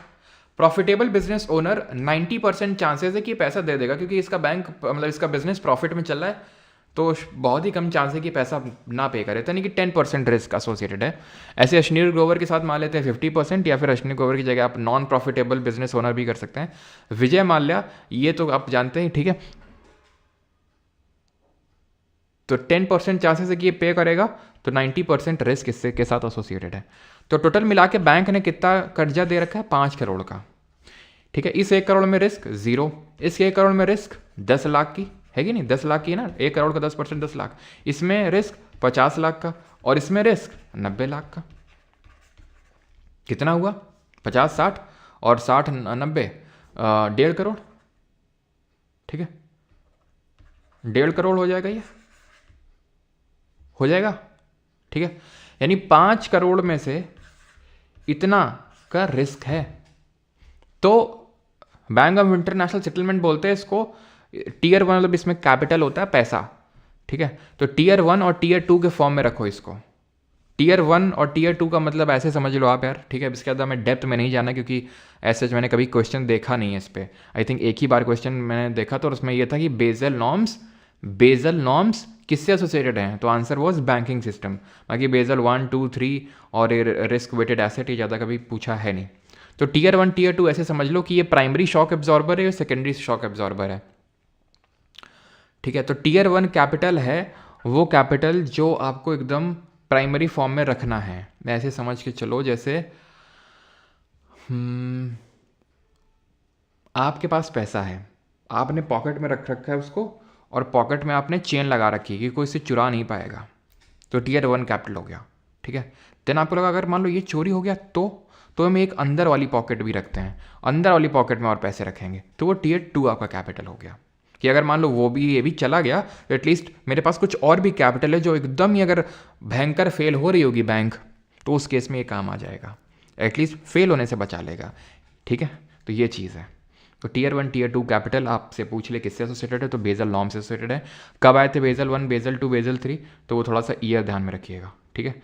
लेक्चर होता है हमारा खत्म। कभी अगर RW इस तरह से फुल फॉर्म पूछ ले तो रिस्क वेटेड एसेट, या फिर कभी इस तरह का फुल फॉर्म पूछ ले कि CAR क्या होता है, तो CAR होता है कैपिटल एडिक्वेसी रेशियो, कैपिटल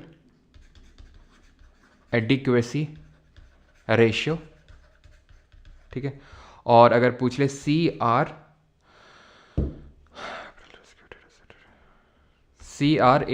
ठीक है, तो इसका हो जाएगा capital to risk weighted asset ratio,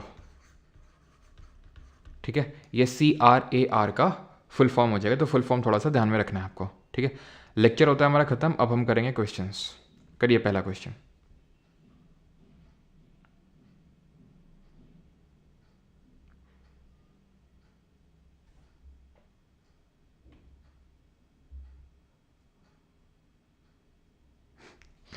चलो भाई, with reference to Indian economy the term bad bank frequently mention in news. तो बैड बैंक क्या होता है, जल्दी से बताओ। What are bad banks? NBFC के लिए कितना होता है, वो 15% होता है। जैसे यहाँ पे इनके लिए 10% होता है ना, जैसा सॉरी इनके लिए 8% होता है ना, तो वैसे ही NBFC के लिए, NBFC मतलब 8% ऑफ रिस्क वेटेड एसेट का मतलब ये चीज़ है कि जितना आपका रिस्क वेटेड एसेट है 1.5 करोड़, इसका 8% आप रखो अलग से। 8%। ये NBFC वगैरह जो होती है ना, उनके लिए 15% होता है ये चीज़, 15% होता है ये। सर वॉइस ब्रेक हो रही है, मुझे समझ नहीं आता है ये, कुछ लोगों को इक्का दुक्का लोगों को होता है और कुछ लोगों को मतलब बहुत लोगों को नहीं होता है, ऐसा क्यों होता है? तो एसेट रिकंस्ट्रक्शन मैनेज नहीं करती है, रिकंस्ट्रक्ट करती है। अगर चला गया, बैड लोन हो गया, तो उसको रिकंस्ट्रक्ट करके देगा वो, ठीक है। द एसेट और assets that a borrower pledges in order to guarantee repayment of a loan is called as. बताओ, ऐसी संपत्ति या परिसंपत्ति को क्या कहते हैं जिन्हें कोई उधारकर्ता किसी कर्ज की चुकौती क्या होता है ये, चुकौती की गारंटी स्वरूप गिरवी रखे, तो इसको बोलते हैं collateral. Option number B. Which of the following is not a function of money? कौन सा फंक्शन नहीं है मनी का? No voice break, okay. Digital notes कहाँ मिलेगा आपका? उसी के अंदर मिल जाएगा, बैच के अंदर।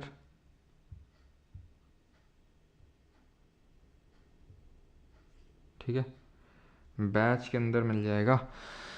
तो not a function of money, तो स्टोर ऑफ वैल्यू है, यूनिट ऑफ अकाउंट है, और इंटरमीडिएट है for the exchange process. It is use for regulating consumption, ये नहीं होगा, ठीक है।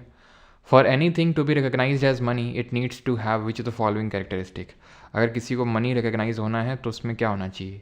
It should act as an intermediate in the exchange process, standard unit for quoting prices, must be easily divisible, have higher value in alternative uses. बेटा फायर बॉन्ड रुक जाओ, नहीं तो ब्लॉक कर देंगे अब, ठीक है। पढ़ाई पे फोकस कर लो। Act as an intermediate in the exchange process, yes, it is a standard unit for quoting prices, must be easily divisible, have higher value in alternative uses। वैकल्पिक प्रयोग में उच्चतर मूल्य का होना, ऐसा कुछ नहीं होता है, ठीक है। 1 2 3 होगा option number C. Which of the following forms of money supply is considered as the most widely used in the Indian monetary system? Most widely used in the Indian monetary system, सबसे ज़्यादा कौन सा use होता है? Quantity theory of money क्या होता है? ये पहले ही हो चुका है पीसी विंडोज़ जी, ठीक है, ये पहले ही हो चुका है। पिछली बार मैंने इसी लेक्चर में करवाया था वो एविंग फिशर की थ्योरी MV=PT, लेकिन वो हम लोग पहले कर चुके, तो इसलिए इस लेक्चर में नहीं किया हमने। तो सबसे वाइडली यूज्ड होता है आपका M3, है ना, जिसको हम ब्रॉड मनी के नाम से भी जानते हैं या फिर मॉनेटरी एग्रीगेट के नाम से। The IBC that is insolvency and bankruptcy board of India was established in the year. तो किस साल स्टैब्लिश हुआ था ये बोर्ड? तो ये 2016 में स्टैब्लिश हुआ था आपका IBC, ठीक है। Which of the following are included in the definition of narrow money. तो नैरो मनी क्या है? नैरो मनी है आपका M1। बताओ क्या इंक्लूडेड है?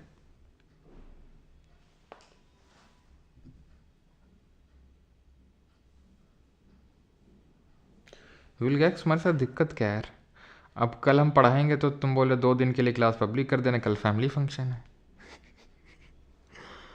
मतलब पढ़ाएंगे तो कल, अब तुम्हारा चाहे फैमिली फंक्शन हो चाहे जो कुछ हो, ठीक है। हाँ, करेंसी विद दी पब्लिक।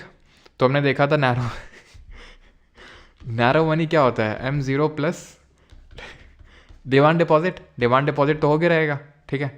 तो ये वाला तो नहीं होगा। और M0 तो नहीं था। M0 के क्या 2 एलिमेंट थे? करेंसी विद द पब्लिक था और अदर डिपॉजिट विद RBI था, ठीक है। बैंक नहीं था इसमें, तो 1 2 3 इसमें कोई दिक्कत होनी नहीं चाहिए। Which of the following actions by the government would lead to contraction of money supply in the economy. तो सरकार के निम्नलिखित में से किस या फिर किन कार्रवाइयों से अर्थव्यवस्था में मुद्रा की आपूर्ति में कमी हो जाएगी? मनी सप्लाई कम हो जाएगी, बताओ।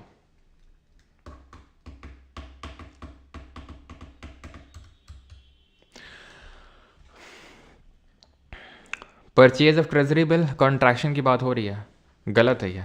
सेल करोगे ट्रेजरी बिल का, सेल करने से गवर्नमेंट सिक्योरिटी का, आप क्या करोगे?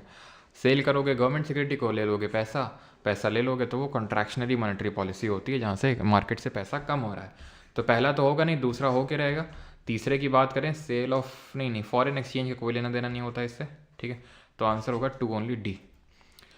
विच of the following are included in the M1 definition of money for the Indian economy. तो भारतीय अर्थव्यवस्था के लिए मुद्रा की M1 परिभाषा में निम्नलिखित में से कौन सम्मिलित है? M1 में आ जाते हैं आपके रिजर्व्स। कहीं पे आए थे क्या? CRR SLR ऐसा कुछ आया था क्या M1 में? M1 में आ रहा था currency with the public. Time deposit तो M3 में आ रहा था। M4 ठीक है, तो मतलब M1 में आपका डिमांड डिपॉजिट। तो 2 and 4 option number C। Last question of this UPSC। तो ये सिविल सर्विसेज 2022 का क्वेश्चन है, and that is with reference to the Indian economy consider the following statement. तो आपको बताना है कौन सा सही है आपका। If the inflation is too high, RBI is likely to buy government security. अगर बहुत ज़्यादा इन्फ्लेशन होगा तो RBI गवर्नमेंट सिक्योरिटी बाई कर लेगी, और बाई करके क्या दे देगी? पैसा दे देगी। तो पैसा तो यार वैसे भी इकोनॉमी में ज़्यादा है, तो ये तो आप क्या कर रहे हैं? गुड़ गोबर कर रहे हैं आप तो। ये फिर तो ये गलत हो जाएगा आपका, ठीक है। ये तो क्योंकि इन्फ्लेशन जैसी सिचुएशन में हमें कॉन्ट्रैक्शनरी मॉनेटरी पॉलिसी लगानी होती है, और ये एक्सपेंशनरी का एग्जाम्पल है। तो पहला वाला गया अपने आप, B वाला सही हो जाएगा अपने आप, ठीक है। अगला 11th, consider the following, consider the investment in the following assets. Brand recognition, inventory, intellectual property, mailing list of client. इनमें से किसको हम इंटैंजिबल इन्वेस्टमेंट कंसिडर करेंगे? इंटैंजिबल इन्वेस्टमेंट का मतलब होता है जिसको हम टच नहीं कर सकते हैं। तो कौन कौन सी इन्वेस्टमेंट हैं? तो ये सिविल सर्विसेज का क्वेश्चन है 2023 का। तो brand recognition, inventory, intellectual property, mailing list of clients. तो छू नहीं सकते हैं। इन्वेंट्री को तो छू सकते हैं ना। इन्वेंट्री में जो हमारा सामान पड़ा होता है, जैसे मैंने बताया था T-शर्ट हैं, बुक्स हैं, तो इन्वेंट्री का सामान है, तो बिल्कुल छू सकते हैं। तो ऑल 4 तो होने से रहा। ब्रांड रिकग्निशन, ब्रांड जो है, ब्रांड अब मेरा मान लो परमासी ब्रांड है, ठीक है, मान लो क्या है, ठीक है ठीक है। तो अब इसको टच कर सकते हो तुम? हाँ, टच कर सकते हो ब्रांड को? नहीं टच कर सकते हो। IP, intellectual property. Intellectual property का मतलब है कोई आइडिया को टच कर सकते हो? नहीं कर सकते हो, इंटैंजिबल है। जो मेल वगैरह होते हैं, ईमेल वगैरह, टच कर सकते हो? नहीं कर सकते हो। तो only 3 option number C। With reference to the Indian economy, collateral borrowing and lending obligations are instruments of. तो भारतीय अर्थव्यवस्था के संदर्भ में संपार्श्विकृत उधार लेन देन संबंधी दायित्व निम्नलिखित में से किस में आते हैं? Bond market, forex market, money market या फिर स्टॉक मार्केट? तो it is a part of bond market, ठीक है, option number A। And the last question is this, in India NBFC can access the LAF window of the RBI। तो क्या NBFC आपका LAF window को access कर सकते हैं? The answer is no. कल भी मैंने आपको बताया था NBFC ना तो LAF ना तो MSF किसी को एक्सेस नहीं कर सकते हैं। ये वाला जाएगा आपका। 3 वाला अपने आप सही हो गया। In India foreign institutional investor can hold the government security, सही है। तो answer option number D 2 and 3। आ जाओ भाई अभी SSC के क्वेश्चंस में।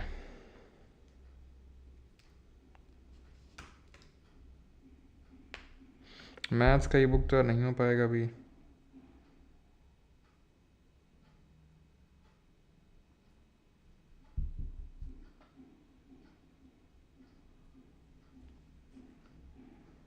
किसका है?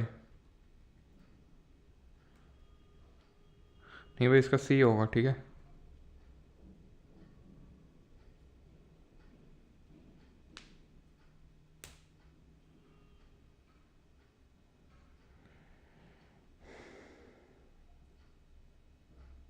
सर जियो फ़ोन के लिए भी ऐप बना दो। अच्छा, बैलेंस ऑफ पेमेंट भी इसी लेक्चर में करवाओगे? नहीं भाई आशीष, इस लेक्चर में नहीं करेंगे बैलेंस ऑफ पेमेंट, कल करेंगे, ठीक है। चलो, तो when RBI decides to decrease the repo rate money supply, तो मनी सप्लाई बढ़ जाएगी, ठीक है, अगर रेपो रेट डिक्रीज करोगे। Dash is an instrument under the LAF at which RBI lends to commercial banks. तो एलएएफ मतलब repo rate and reverse repo rate, ठीक है, at which RBI lends to commercial banks. तो ये कौन सा होता है आपका? आरबीआई लेंड कर रहा है तो रेपो रेट, अगर ले रहा होता तो रिवर्स रेपो हो जाता। M4 का मतलब क्या होता है? What is this M4? तो M4 में आता है M3 plus total post office के deposits. Identify the correct statement in the context of money supply. बताओ जल्दी से क्या सही आंसर होगा।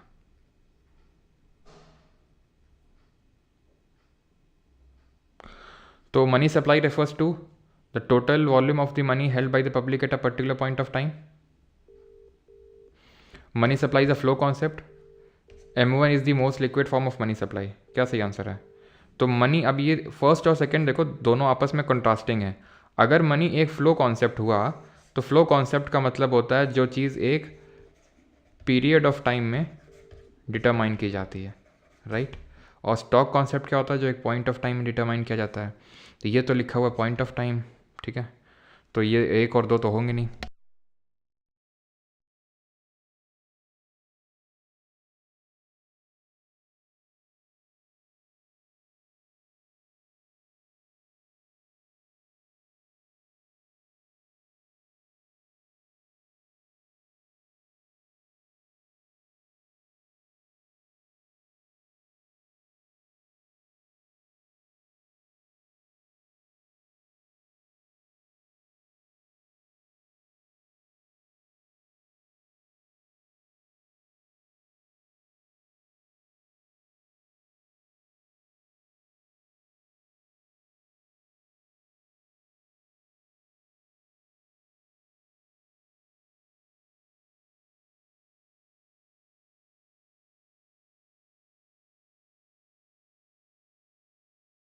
अभी तक तो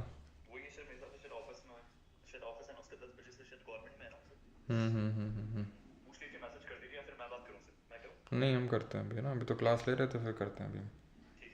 ठीक है। तो M1 is the most liquid measure of M1 is the most liquid measure of money supply. सही है, ठीक है, सबसे ज़्यादा लिक्विड है। तो तीसरा वाला तो होके रहेगा। एंड सेकंड वाला होगा कि फर्स्ट वाला होगा? तो भाई मनी जो सप्लाई है ये एक आपका स्टॉक कॉन्सेप्ट होता है, फ्लो कॉन्सेप्ट नहीं होता है, ठीक है। तो दूसरा वाला गलत हो जाएगा, पहला वाला सही होगा। और जो स्टॉक कॉन्सेप्ट होता है उसको हम पर्टिकुलरली पॉइंट ऑफ टाइम में मेजर करते हैं। तो आंसर होगा ऑप्शन नंबर डी, ठीक है, 1 and 3। What is the difference between debit card credit card? तो डेबिट कार्ड होते हैं वो कार्ड, ठीक है, डेबिट कार्ड क्या होते हैं? क्रेडिट कार्ड वो होते हैं कि भाई आप खर्च कर लो और बाद में पे कर देना। ब्लैक स्लाइड्स,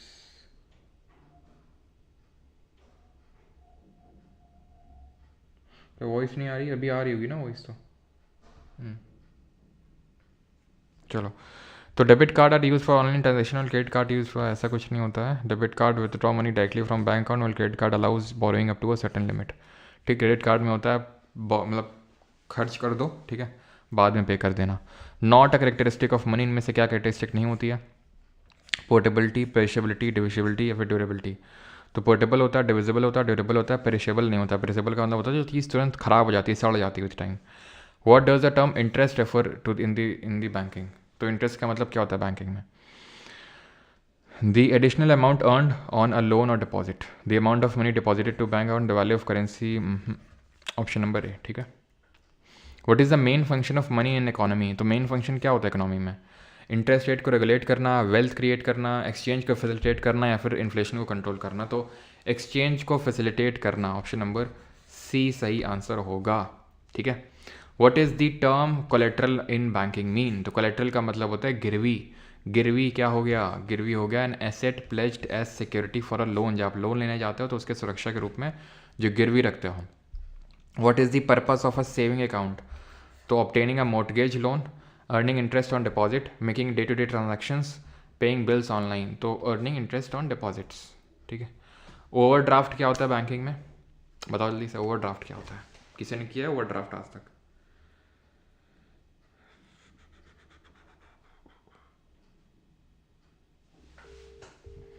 तो ओवरड्राफ्ट होता है process of transferring fund between, नहीं ठीक है, ये होता है आपका,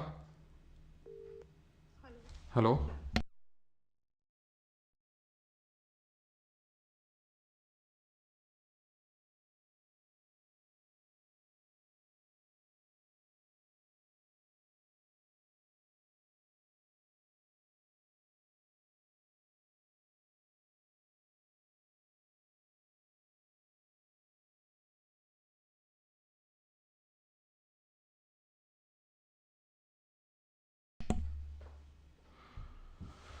तो process of transferring funds between bank account, maximum withdrawal limit for an from an ATM, short term financing facility, या फिर द इंटरेस्ट, ये kind of short term financing facility है। ठीक है, कि आप वही क्रेडिट कार्ड की तरह है कि आप पहले मतलब बैंक से काइंड ऑफ उधार ले सकते हैं थोड़ा सा।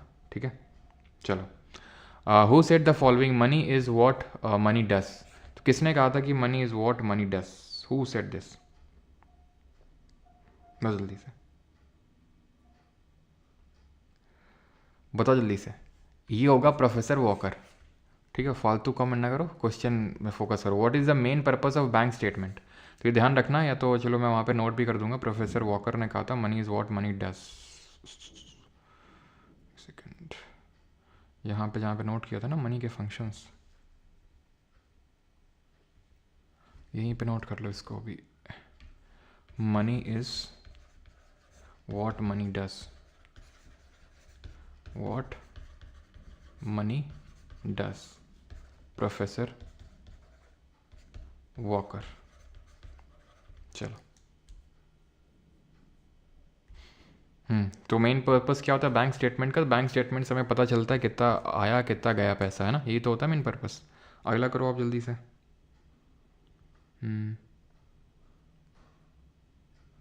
कहाँ कॉल कर रहे हैं बार बार? बेटा वो कल क्लास हुई थी ना एनटीपीसी की, रेलवे की, तो उसी के नोट्स हैं, उसी को लेकर कॉल किया था, है ना, कुछ और मत समझो तुम। चलो, तो when the general interest rate reaches a very low level, which of the following statement will be correct, तो जनरल इंटरेस्ट रेट अगर बहुत लो लेवल चले जाएँ तो कौन सा स्टेटमेंट सही होगा? Most people will expect the interest rate to rise in the future, yes. ठीक है, अगर बहुत लो हो जाते हैं तो वो एक्सपेक्ट करते हैं कि राइज करेगा, तो speculated demand for money high हो जाती है। स्पेकुलेटेड डिमांड फॉर मनी का मतलब होता है लोग ज़्यादा मनी होल्ड कर रहे हैं, अपने पास ज़्यादा मनी रख रहे हैं, और अगर ज़्यादा इंटरेस्ट रेट है तो उनको लगेगा आगे तो यार जाके गिरने वाले हैं, तो इसलिए वो फिर क्या करते हैं, वो कम करने लगते हैं। जॉनी वॉकर नहीं बेटा प्रोफेसर वॉकर।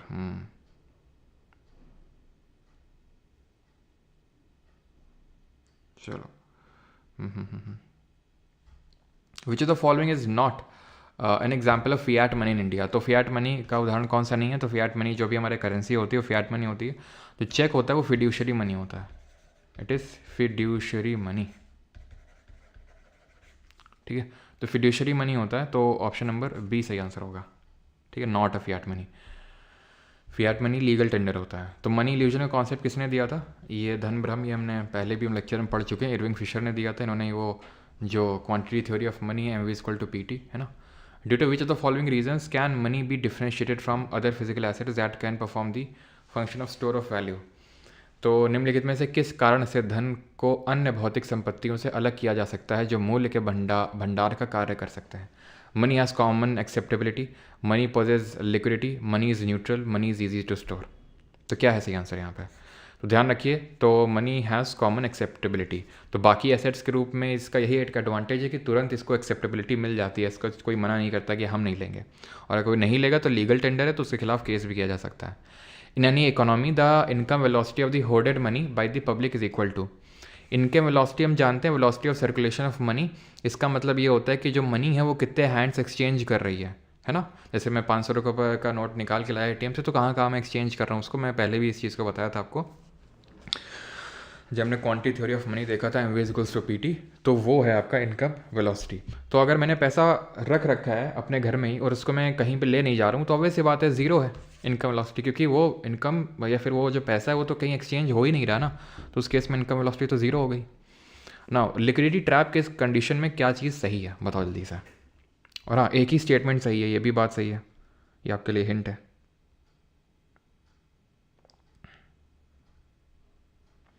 बताओ भाई जल्दी से, तो क्या सही आंसर है?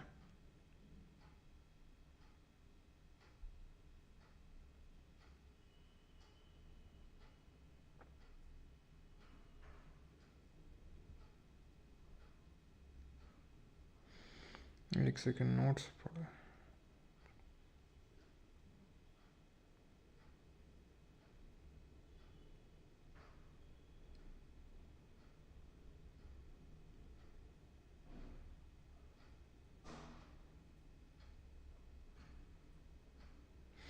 ओके ठीक, okay okay okay okay okay okay. तो भाई जो लोग R R B N T P C का नोट्स के रिगार्डिंग अभी बोल रहे थे, तो एक्चुअली मैंने अभी जब कंफर्म किया है तो वो आपको ना ऐप के अंदर ही फ्री मिल जाएगा, वो जो पहला वाला है देखने के लिए, काइंड ऑफ डेमो के लिए। ठीक है, मुझे लगा टेलीग्राम पे अपलोड होगा, तो टेलीग्राम पे नहीं है। तो इसका आंसर क्या होगा? इसका आंसर होगा कि speculative demand for money is infinitely elastic और liquidity preference become perfectly elastic. ठीक है, तो the option number third will be the correct answer, option number B. It is possible to derive the value of G D P of a country which function of money is applicable here. तो money का कौन सा function use होता है जब हम G D P को derive करना चाहते हैं?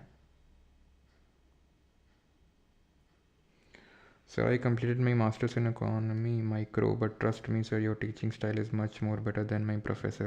Okay, okay, okay. Thank you.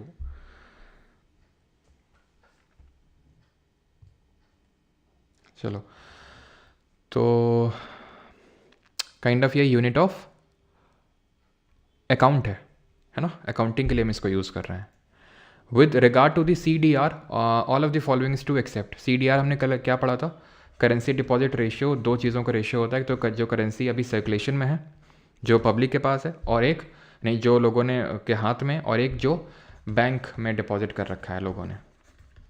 It depends on seasonal pattern of expenditure. Yes, it is true. So it is not an exception, because seasonal pattern पे depend करता है। अगर फेस्टिव सीजन आने तो फेस्टिव सीजन में CDR क्या होता है? बढ़ जाता है, क्योंकि करेंसी जो लोगों के हाथ में वो बढ़ जाती है, इसलिए ये बिहेवियरल पैरामीटर होता है। ठीक है, during festive season CDR typically declines, no it increases. ठीक है, and it reflects people's preference for the liquidity. Yes, कि करेंसी लोग कितना कैश में रख रहे हैं वो लोगों की लिक्विडिटी प्रेफरेंस को दिखा रहा है। तो टी बिल्स जो होते हैं, ट्रेजरी बिल, उनकी मेच्योरिटी का यहाँ पर पूछा है कि उनकी मेच्योरिटी कितने टाइम पीरियड की होती है। तो हमने देखा था 4 तरह के होते हैं, तो 91 days, 182 days and 364 days, option number C. Which of the following statement is और are true about the currency note. तो करेंसी नोट के रिगार्डिंग कौन से स्टेटमेंट सही हैं? 40 तक करेंगे, तो 38 पे आ चुके हम लोग। तो करेंसी नोट में इनकी इंट्रेंसिक वैल्यू होती है नो, तो गोल्ड सिल्वर इनकी तरह इनकी कोई इंट्रेंसिक वैल्यू नहीं होती है। They can be called as fiat money, yes. They are not legal tenders, they are legal tenders. ठीक है, तो option number A only 2। Which of the following in which of the following economic accounts are transfer payments included. तो transfer payment आपके किस में include होता है? तो ट्रांसफ़र पेमेंट का मतलब होता है कि भाई पेंशन देना, सब्सिडी देना, है ना, फ्री फंड की जो सर्विसेज 1000 रुपये 2000 जो चलता था वो सब। परमार एकेडमी एप्लीकेशन पे मिल जाएगा NTPC PYQ सीरीज़ का नोट्स कोर्स राजा, है ना, तो वहीं पे। तो गवर्नमेंट अकाउंट और सोल्ट क्या पूछा है, जो तो following economic accounts are transferred, तो ये हो जाएगा आपका गवर्नमेंट अकाउंट। ठीक है, government account. Which of the following measures of money supply refers to the aggregate monetary resource. तो एग्रीगेट मॉनेटरी रिसोर्स किसको बोलते हैं? तो ये हम M3 को बोलते हैं, ऑप्शन नंबर डी यहाँ पे सही आंसर होगा। ठीक है, the net worth of any bank is equal to, तो बैंक की नेटवर्थ किसके बराबर होती है? तो बैंक की नेटवर्थ होती है एसेट माइनस लाइबिलिटीज़, और बैंक की एसेट होती है क्या? लोन और रिजर्व्स, मैंने आपको बताया था। ठीक है, तो ऑप्शन नंबर बी। चलो 4 और क्वेश्चन करते हैं। An asset that has remained in the sub standard category for a period of 12 months is classified as, तो 12 महीने या फिर उससे ज़्यादा अगर आपका लोन एनपीए हो गया है तो वो आपका डाउटफुल हो जाएगा। ठीक है, सब स्टैंडर्ड है। ठीक है, 12 डाउटफुल एसेट है ये। विच of the following is a transfer payment, कौन सा इसमें ट्रांसफर पेमेंट है? आपका ट्रांसफर कर रहा है गवर्नमेंट। अनएम्प्लॉयमेंट अलाउंस यानी बेरोजगारी भत्ता। ट्रांसफर पेमेंट वो पेमेंट होता है जो आप कुछ सर्विस नहीं प्रोवाइड करते, कोई गुड प्रोड्यूस नहीं करते हो, फिर भी आपको पैसा मिल रहा है, that is called as transfer payment. ठीक है,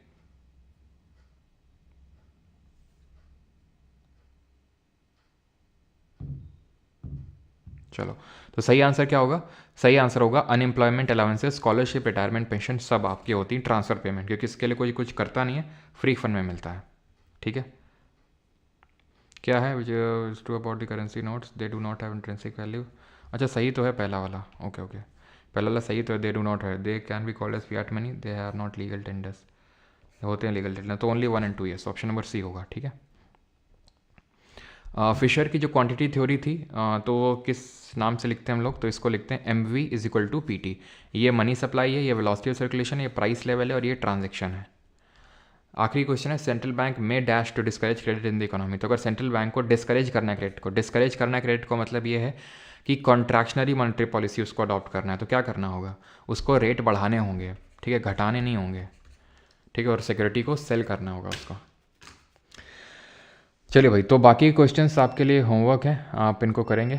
ठीक है, और बाकी सब आप कर ही लेंगे, M1 M2 M3 क्वेश्चंस तो काफ़ी सारे हैं ना। पिछली बार आप समझ लो कि मात्र क्वेश्चन होते थे कितने, 40 50 मैक्सिमम क्वेश्चन होते थे। इस बार देख रहे हो 80+, दुगने से भी ज़्यादा क्वेश्चंस डाल दिए हैं। कितना प्रैक्टिस करोगे? कोई बुक की ज़रूरत नहीं आपको पड़ेगी। ठीक है, और फिर भी पड़ेगी तो रुक जाओ अभी। ठीक है, रुक जाओ।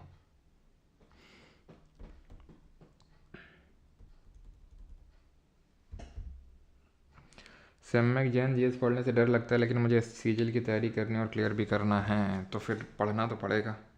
बिना पढ़े अब तो काम नहीं चलेगा, पहले तो चल जाता था लेकिन अब बिल्कुल नहीं चलेगा। ठीक है,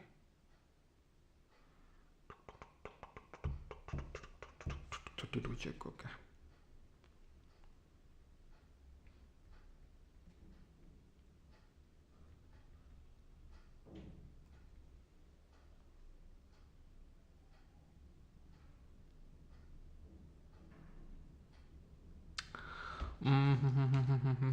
due to which of the following reasons can money be differentiate from the other physical asset that.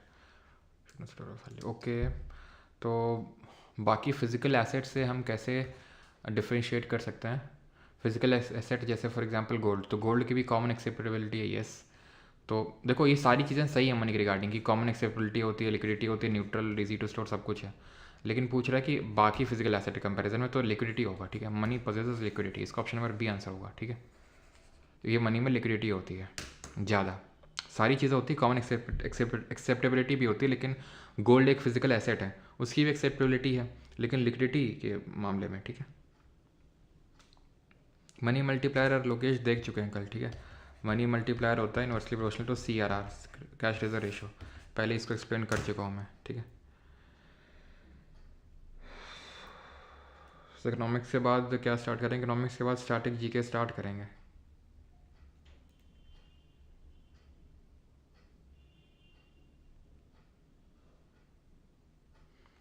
जो हिंदी में नहीं मिले हैं, ठीक है, हिंदी वाले भी डलवाते हैं।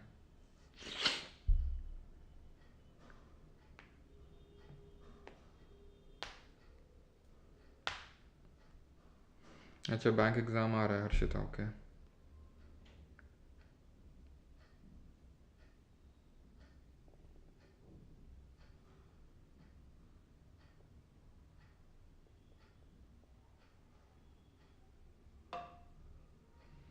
चलो भाई, थैंक यू सभी को, मिलते हैं कल, धन्यवाद।